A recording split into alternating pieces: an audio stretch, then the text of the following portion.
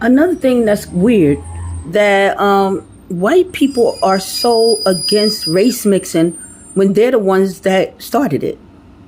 White people came to America. Excuse me. Let me rephrase that. Europeans came to America. European colonizers came to America, forced themselves on the indigenous, created a new race of mulatto or whatever they call it now, because they made up those names for the children that they forced on the indigenous, stole women from Africa, forced them to get pregnant before they even get to America, and then get mad when black men or black women want to marry white people and then say stop race mixing. White people are the original, Europeans are the original race mixers. They created it.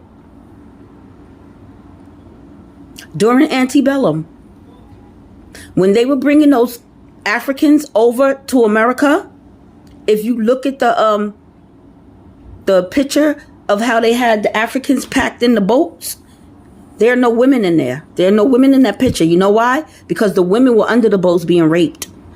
By the time the women and girls came to America that was capable of getting pregnant, they were already pregnant because they were being raped before they even left Africa, some of them. Some of them were raped on the islands that they had stored them in Africa, like Ghana and Senegal. So when it comes to race mixing, it wasn't started by us. It was forced on us. We were forced to have the white man's babies. And you want to know something else? The white man, the Europeans, are the original deadbeat fathers. How many babies did they force on those indigenous and Africans that they enslaved and didn't take care of them? As a matter of fact, they sold them off to other white colonizers.